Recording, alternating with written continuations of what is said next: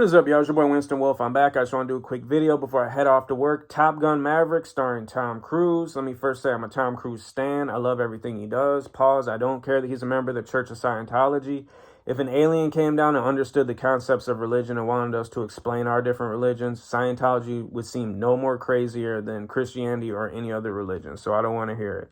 He's a movie star. He's the last of a dying breed of great movie stars, superstars, true film stars. So give him his flowers while he's here. Having said that, I don't know what movie all these critics have seen.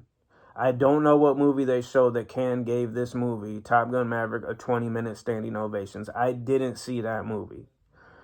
And you got to kind of blame Tom Cruise for it because any movie you've seen in the last, over a decade, Tom Cruise, he's the producer. He signs off on the director, the script, everything. So if a movie comes out great, he gets the credit. If it comes out garbage, he also gets the blame.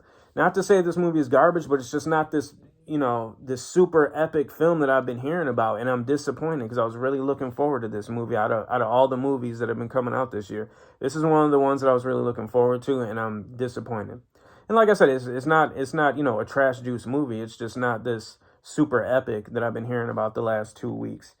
So when the credits start, you see Hans Zimmer did the music. And again, I'm disappointed. Hans Zimmer, usually he has an awesome score. It's a banger. This wasn't it. I didn't hear anything that would separate him from, just the average composer making a score for a movie. There was nothing that made me go to YouTube and pull up the Top Gun Maverick score and re-listen to any of it. Also, I guess Lady Gaga helped him with some of the music. So, and I don't know exactly what she did in it, but I hope when they put out a Blu-ray, they have a lot of commentary on there because there's a lot of moving parts, in this movie that I'd like to just know who did what, how it got done, that type of stuff. But y'all remember when Lady Gaga, like when she first came out, everybody thought she was a man and everybody was taking pictures, zooming up on her crotch to see if they could see a bulge. I don't know what's up with people. I always thought Lady Gaga was attractive, especially in the last 4 or 5 years. She's looking hot. Having said that, if it comes out in the future that she has twigs and berries, let's just say when I made this movie, I was going through a heavy drug and alcohol period, something, just so I can, have an excuse. So we'll just throw that in there. And yes, I did take a couple chicken scratch notes, and I can't even read my own handwriting. So Anthony Edwards is in it, who played Goose. He's not in it. Pause, but there's still photos of him, and he's of course talked about a lot in the movie. He's pretty much a main character that isn't even in the movie. I wonder how much actors get paid for that, when their character's dead and they just have a still photo or something like that. Because I remember when they were making Rocky Balboa, I guess Carl Weathers was giving Stallone a hard time about having old footage or still photos of him in it. And Stallone was like, you know what, you're not in it. I'm not going to pay all this money or whatever. But I'm just curious about how that whole process works, how much an actor usually gets paid for something like that. Maverick is still dressing the same. Like, he's still wearing the bomber jacket, the white T-shirt, the aviator shades. I think we all know somebody like that that's stuck in the early 2000s that's still wearing double XL T-shirts and jorts. And you just want to be like, yo, you're 20 years behind. Knock it off. Just knock it off. You know better. So that just bothers me in movies when I see somebody that for 20 or 30 years later, their character comes back and they're still dressed and looking the exact same haircut, everything. It's like, okay, so you mean to tell me they haven't grown in the pause? They haven't had any growth in the in the least bit? No, I don't. That's a nitpick I have with a lot of movies. Ed Harris is in it. And I realized that maybe for the past 20 years, maybe longer, Ed Harris has just been playing Ed Harris. He's just been playing like this angry stepdad type of role. And whenever I see him, I always think like, man, I bet his wife is just in constant fear. I don't know if he beats his wife, but his wife is definitely scared every time he comes in. Because something ain't right with that dude. He's off. Ed Harris is off. But, he plays that role well, and there's not too many. I mean, Michael Ironside did that for 30 years, and then now it's Ed Harris's turn, and in 10 years we'll have another angry stepdad.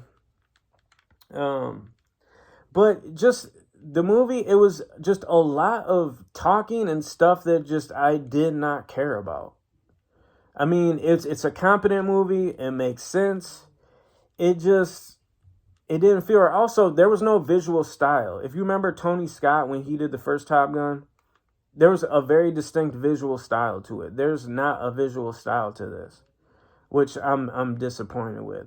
Also, the choice of the pilots specifically for the actors, I did not like any of the choices. Any. It seemed like, bargain basement CW actors. I didn't like their choice of the actors. I did not at all. They were very, very unlikable.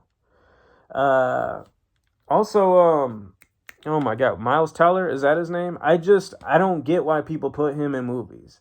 Him and Jesse Eisenberg are just the most naturally unlikable young actors today. They just don't have it. I don't like seeing them.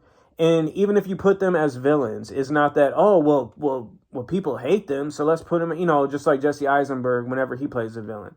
It's just he's so unlikable as a human being that I don't even hate his character. I just hate that he's in this movie and I have to waste time looking at him. And that's how I feel about Miles Teller. I haven't been impressed with anything he does. He doesn't do anything that makes him stand out from any other actor except for the fact that he's boring and unlikable. And I think they could have found somebody else to play Goose's son in that movie. But pretty much this movie is about a secret mission. I don't even think they tell you what country it is. But some country is building some nuclear bombs. They have a stash of all the materials. They have to get in there and bomb it and destroy where they have all these materials or whatever. But they only have a certain amount of time, so they need pilots that can get in and get out fast. Pause. So Maverick, because he's old, they want him to just train the newer kids. And of course, they can't live up to his standards, so Maverick gets pulled into actually, pulling the mission off on his own. Pause. I don't know if that was pause-worthy, but it sounded real pause-worthy. And that's about it. I mean, there's a big you have, your training scenes. There's a lot of stuff that mirrors the original Top Gun, where they go to the Top Gun school, talkie, training sequence, talkie, training sequence. But it just doesn't have the charm. It's just not as, the cinematography, nothing can compare to the first one. So I don't know what these people are talking about. This is better than the original Top Gun. No, it's not. Shut up. You're dumb. But the end sequence, I like that. And this is going to be one of those movies to where I'm probably never going to watch the whole movie again, front to back. But I'm going to watch clips of it on YouTube. I'm going to watch clips of the stuff that I did like. And all the stuff that I did like was, dogfighting related. There was no funny moments to me. There was no, just moments of great dialogue. Nothing like that. Nothing stood out to me except for the last scene. And it was going good, but then something else stood out, and not in a good way. Maverick and Goose's son, they both crash. So they're in a war zone. So they go to this mountainside. They got binoculars and they're looking at this runway that they got bombed and everything. And they see there's one F-14 Tomcat. That was cool. Because I wanted the F-14 Tomcat in the movie in some capacity, and there it was. But just the fact that this went to a realistic movie to where they crashed, and now they're going to sneak in and steal this plane and do all this. It just seemed too far-fetched.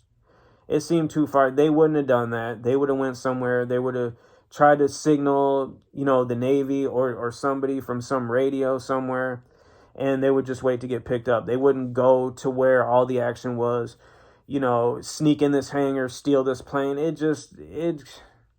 Come on. It just got really too far-fetched. And when I seen that, I was like, man, this looks like they're trying to set it up to where they're going to pass all this stuff off to this just lame, younger generation of actors and try to franchise Top Gun out, which I hope not.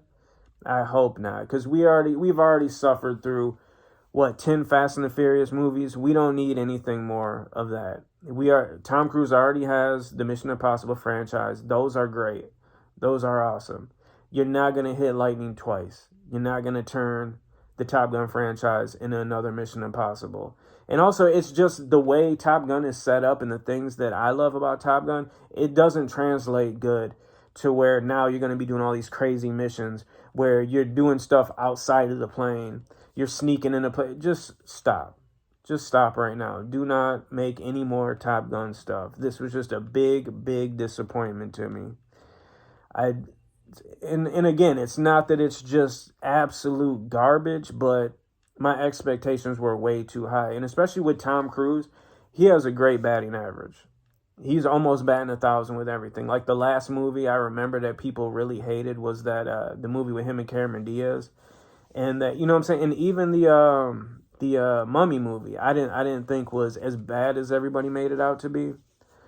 But this, to me, this is a miss, man. And I think for the last 2 weeks, you've been hearing about this movie getting praise, just unbelievable praise that you don't hear for a lot of movies. But I think, once the audience reviews and audience reactions start coming out, you're going to see a lot more people being like, nah, this ain't, what? 99 on Rotten Tomatoes? Nah. You're going to see a lot more people being honest about what this movie is. 0 to 10 dog bones for Top Gun Maverick.